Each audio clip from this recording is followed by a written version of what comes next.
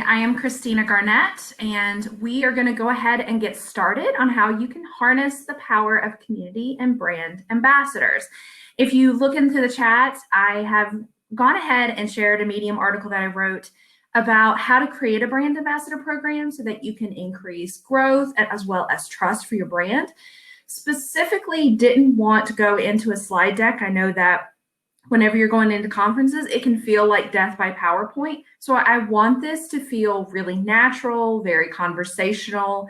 If you have any questions, feel free to put them in the chat and I will answer them as I see them so that we can go ahead and kind of have a dialogue about this. Also, make friends in the chat. This is all about community. So not only do I want this to be an opportunity for you to learn, but I want this to be an opportunity for you guys to connect within the chat. So feel free to introduce yourself, tell us who you are, what you do, maybe what you want to learn in this session, and make friends. See if we can go ahead and start building that community right here. Community is incredibly a passion project for me, specifically over 2020. We were seeing a lot of disconnect from people. Everyone's stuck at home, not being able to see everyone. And it becomes this rationale where we have to connect through Zoom or through video or through other online channels. And so that need to connect in community as a whole has been incredibly powerful, but it's also something that brands can harness as well, and that you can also harness for your personal brand. So what I want to do is go ahead and get started. Hi, Laura. What I want to do is I want to go ahead and get started, and we're going to go from a framework of journalism. So the who, what, why, when, where. And so that's going to be a leading piece as we walk through this. So one of the first things that you need to ask yourself is your why. So why do you want to build a community? Why is it important? Or is there a specific goal that you have in mind? Why do you want to do this? Because creating communities it's not, I don't want to say it's a grind, but it's a very long game. It's not going to populate overnight. It's going to grow in spurts. You're going to see bursts here. You're going to see viral stuff there, but it's going to take time for it to really grow and flourish. So really think about, what do you want to accomplish from this? Hey, Amy, what are you wanting to accomplish from this?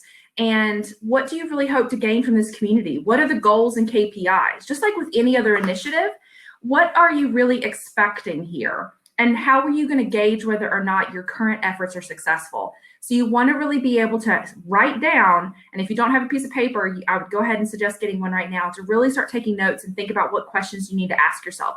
So why do you want a community?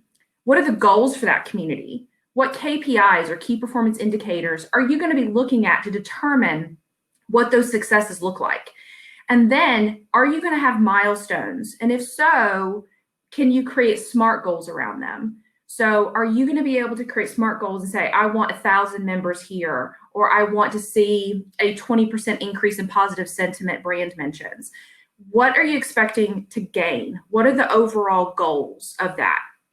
Then we're going to be looking at who. Hi, Miriam.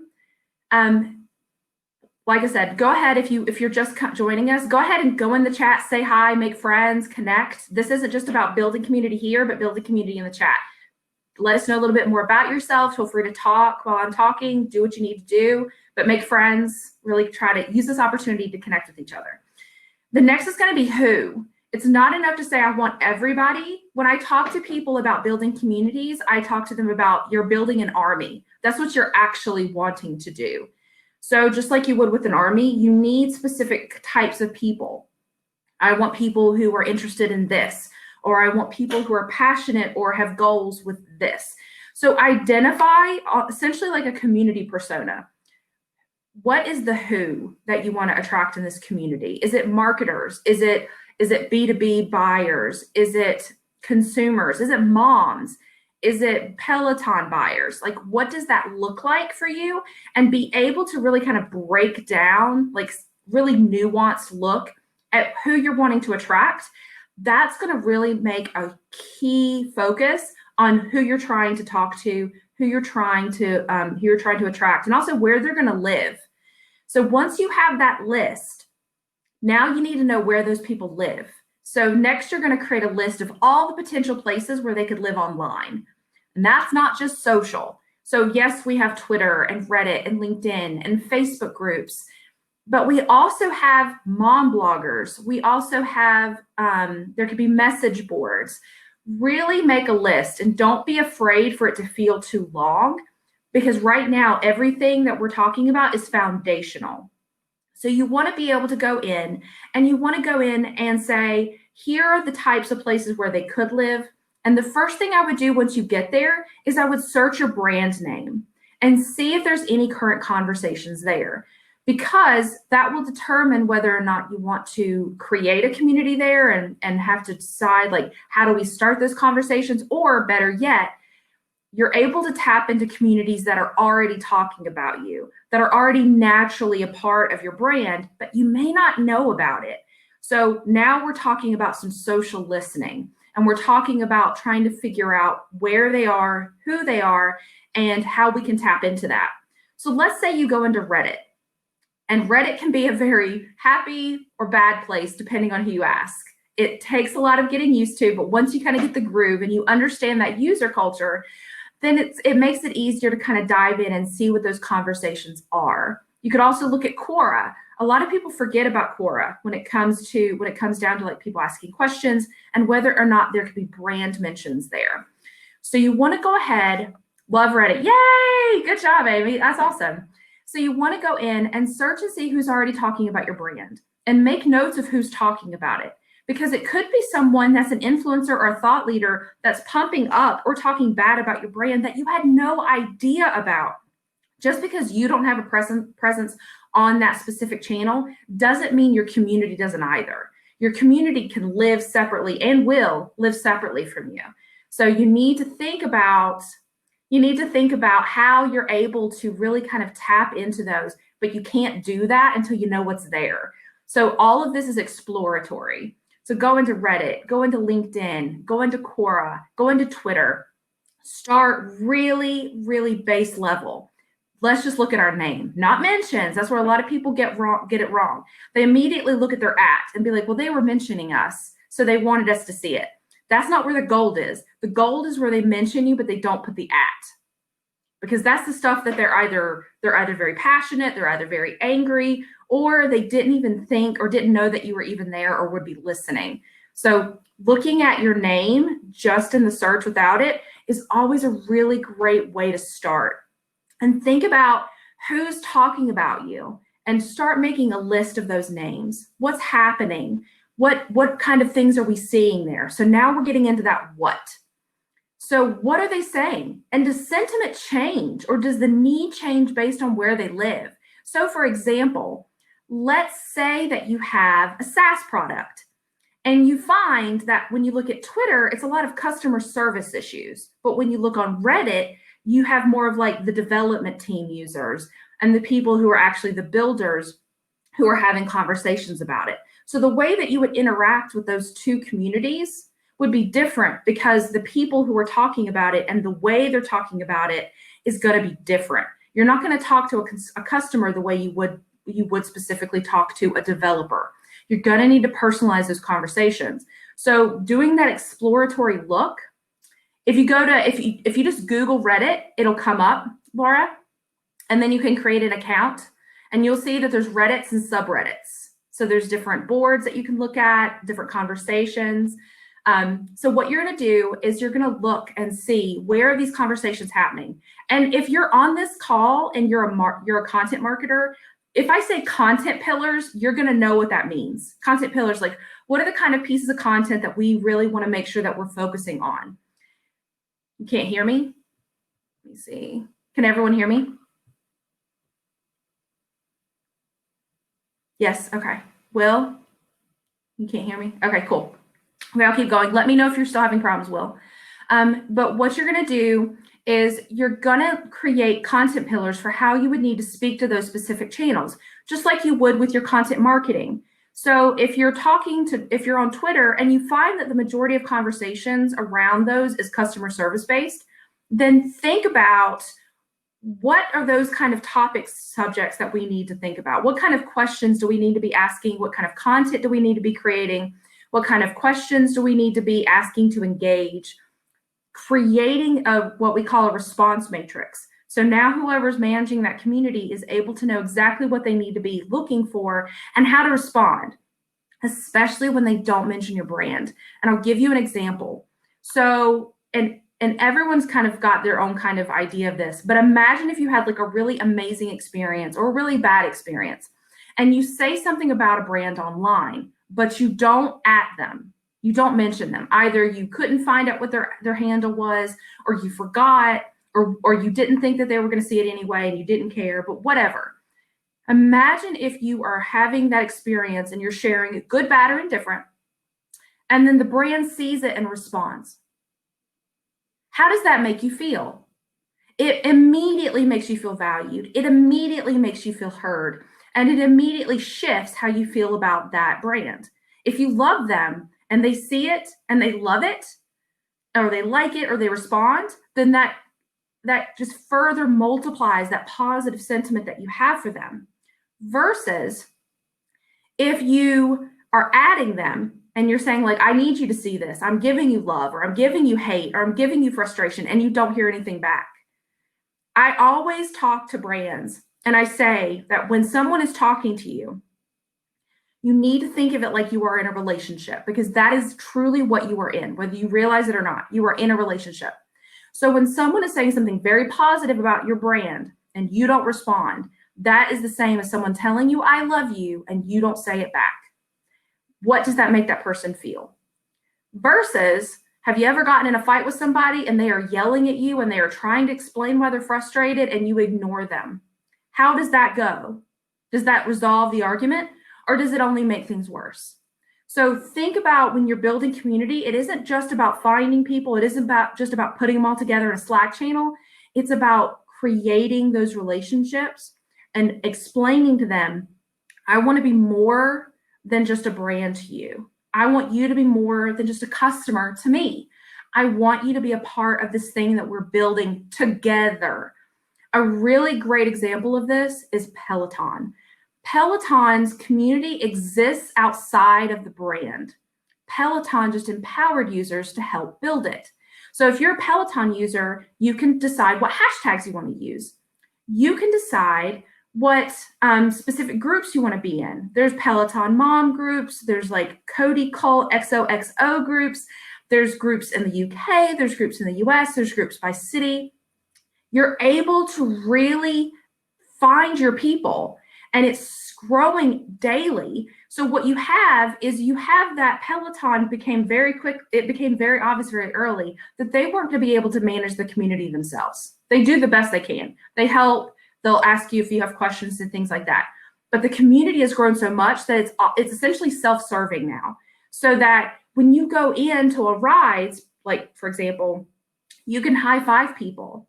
You can go in and you can ride together. There are badges that encourage you to ride with others.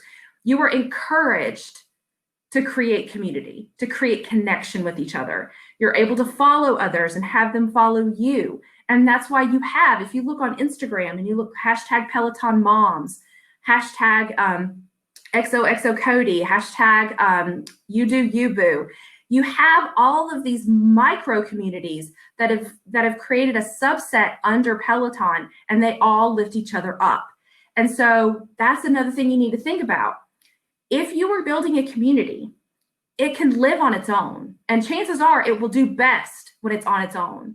Think about when someone's trying to take you somewhere else. So let's say that you're on Twitter and I'm trying to get you to join a Slack channel somewhere else, versus talking freely somewhere else. And we see this with marketing Twitter.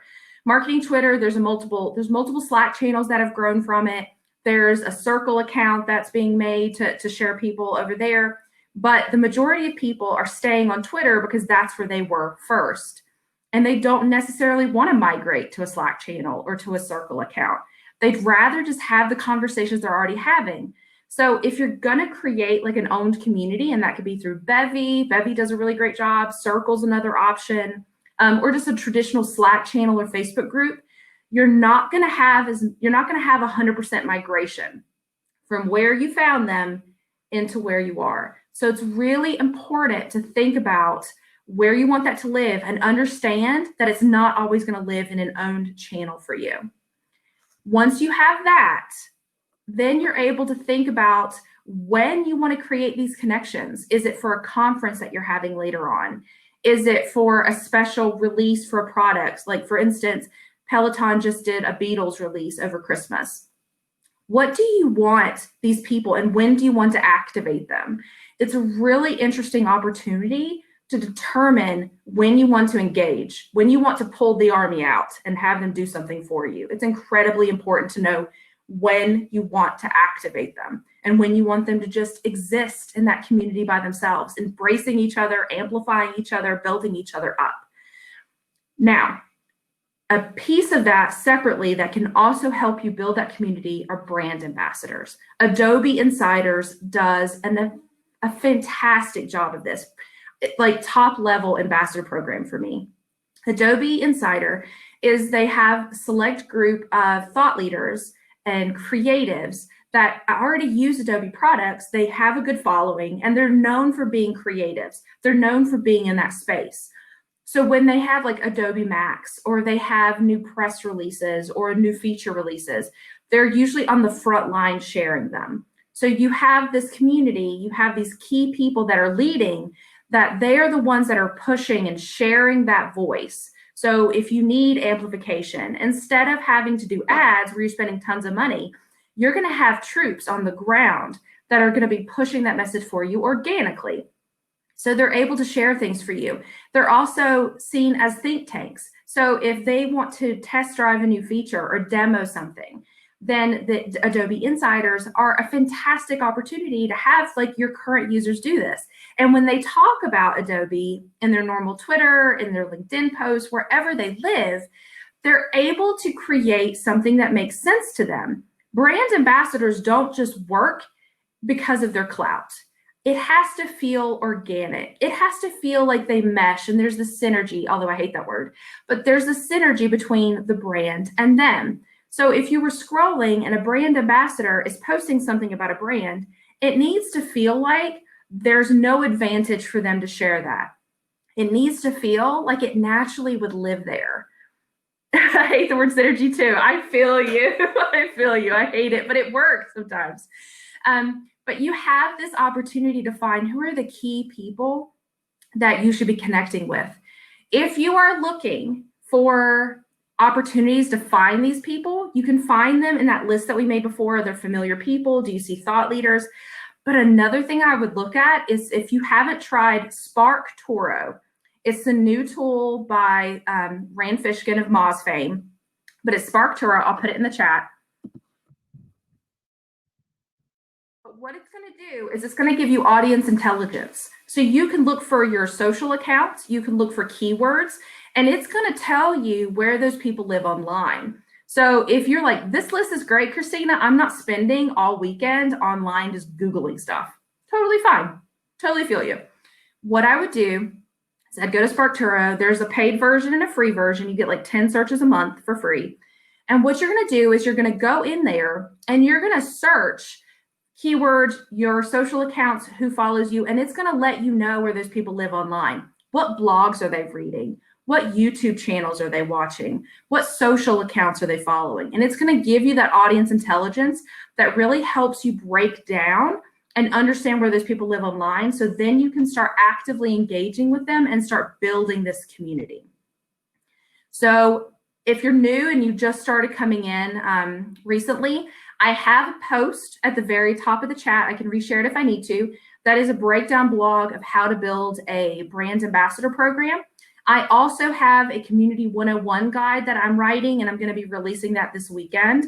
I'm not a big fan of PowerPoint, and I make decks for a living, basically. So I know that a lot of conferences, you tend to be like death by PowerPoint. So I'd rather be able to give you some notes here and then some blogs that you can read later when you have time at your own devices that you're able to kind of break down and see, okay, this is the next step for me. And I will open it up to the floor. Does anyone have any questions?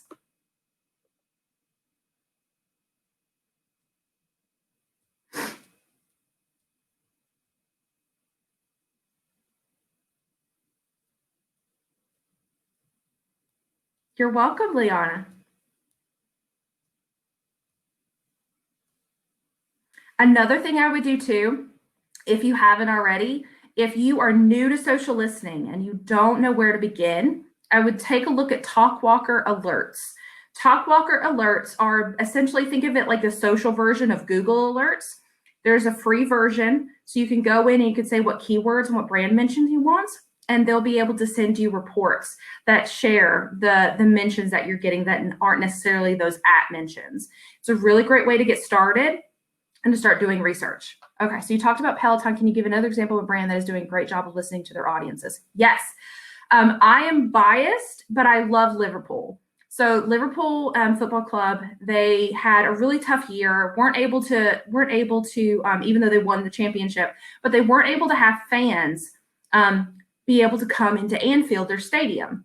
So one thing that they did that I really loved was they really understood that they needed to be fans of the fans. They needed to understand that and listen and determine what people were talking about and how they wanted to get involved. And so what they wound up doing was they created a program where people could send in like their favorite Liverpool banners and flags.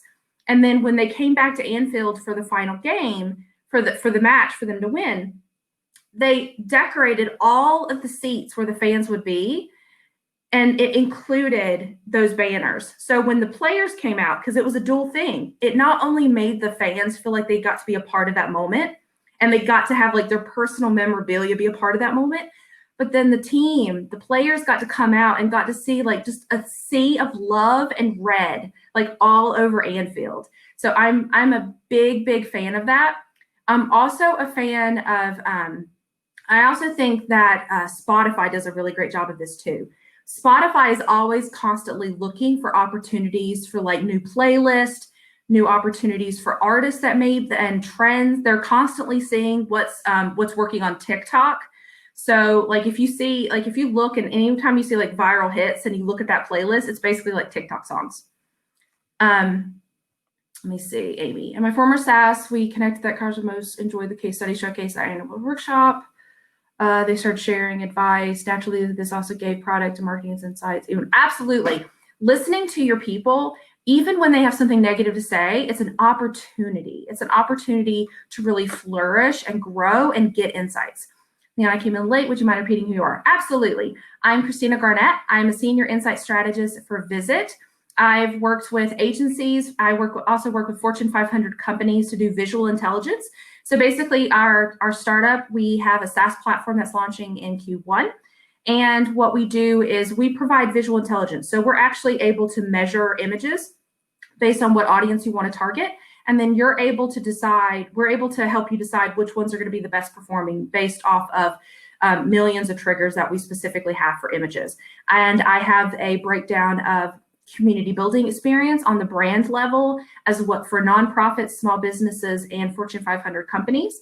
I was nominated by Sprout Social this year for the Community Builder Award. And if you're not on Twitter, but if you're on Twitter, then you know me from marketing Twitter. And one of the more viral posts that came out this year specifically trying to be inclusive and welcome everyone into marketing Twitter there. And if you're not on marketing Twitter, a part of marketing Twitter, it's a really great community. You don't need an invitation. Just go into Twitter, say hi, and you're able to connect with all of us and see what's going on. Thank you, Jenny. That's awesome. So any other questions?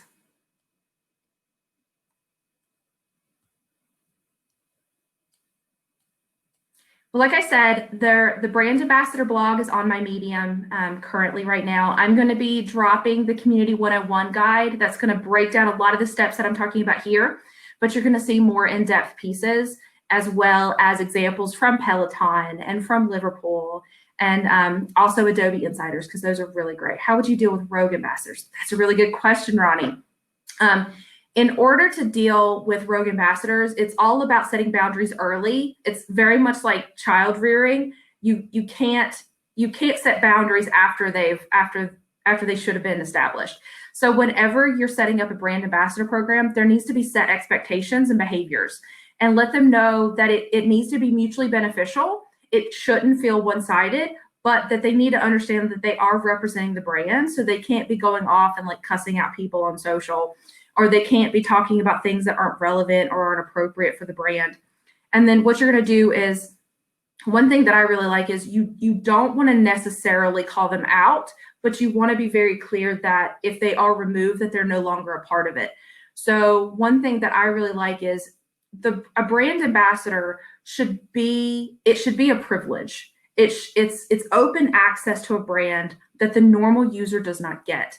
So maybe you have a page on your website that highlights the people who are your brand ambassadors. And if someone is not acting the way that they agreed to in the very beginning when you set those boundaries, then you need to communicate that if they're not willing to be at the standards and do what they need to do, then they would be removed. And then the next time they start acting like they're a part of the brand, you're able to kind of passive aggressively, but in a polite way, you're able to remind people of the amazing brand ambassadors that you have and maybe share images, maybe like a profile gallery that shows all of the images that you have. But the best way to deal with it is to set boundaries early. It's kind of like Facebook groups. You're babysitting a lot of the time unless you set very clear, and I mean like hyper clear rules for behavior. You need to have people understand what is approved and what's not approved and what's okay and what's not okay.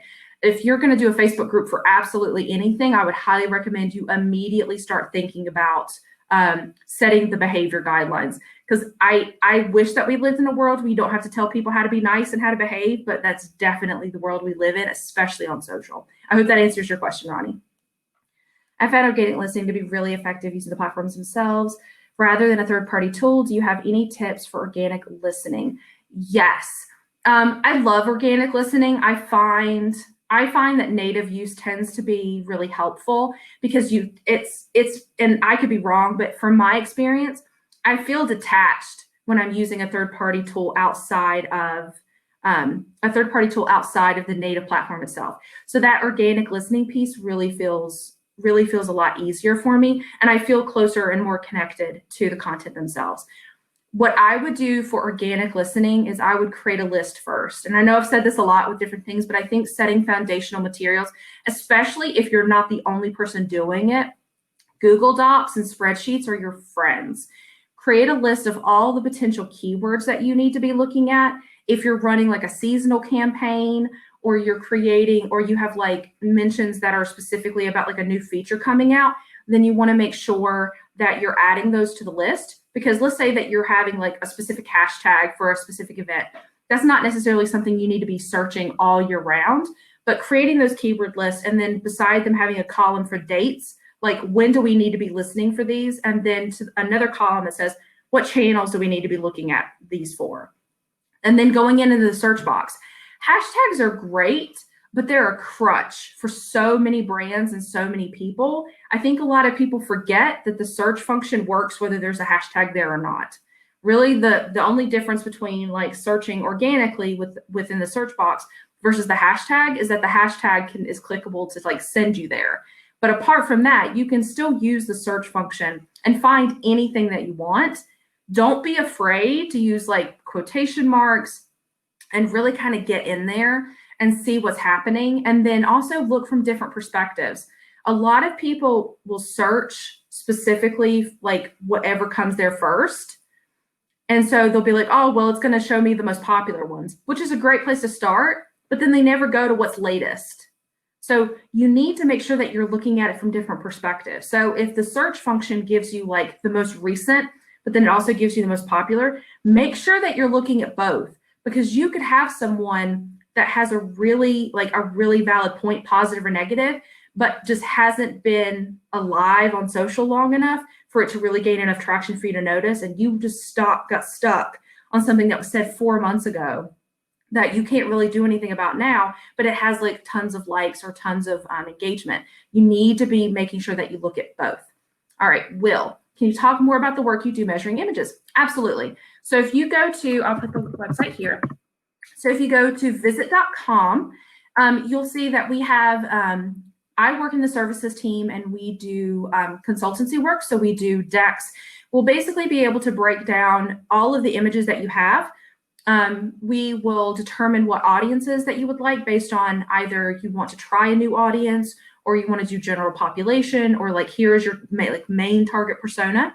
And then we're able to look at those images, and using our platform, we're able to determine which ones are going to have the most visuals, like positive visual sentiment. So which ones are going to be the most visually appealing, the most effective for that specific audience. And then one of the jobs that I do is not only do we build out the decks, but we're able to pull insights from that. So yes, I can tell you that this image is more effective than this image, but part of my job is to create story around that and to take the data and to tell you what you can do with that. So for instance, is it because there's too much text or not enough text? Does the CTA get any, if there's like a button in the image, does that gain any traction? We have noticeability heat mapping, which is another feature that we have, where you're able to see where the eye looks, like where the attention goes in the image. So not only are you able to see what images perform best, but you're able to see where the attention would go. So if the image is great, but people completely ignore the product that's in the image, that may or may not work for you. And so you're able to decide based on these things, I'm looking for patterns. This audience loves yellow or hates red, or they like it when the box is shown, but it's tilted, it's angled to the left, or it's straight ahead to the audience, or they like it when there's like a white background versus like orange. So we're able to go in there and really create these opportunities and recommendations, and then we can create or have your team create images based off of our recommendations, and then we can rescore them to see what's going to work and what's not going to work. And so the SaaS product is going to be launching Q1.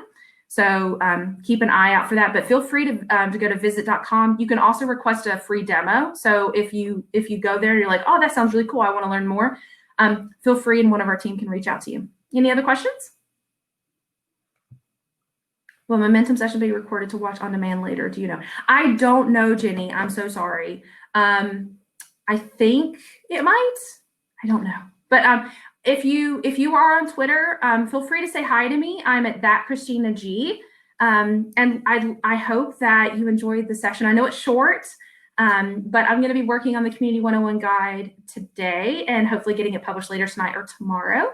But feel free to reach out to me. Let me know what you loved, what you hated. And if you have any further questions, feel free to reach out to me. I would love to help you in the future. And thank you so much for coming to my session. This was great.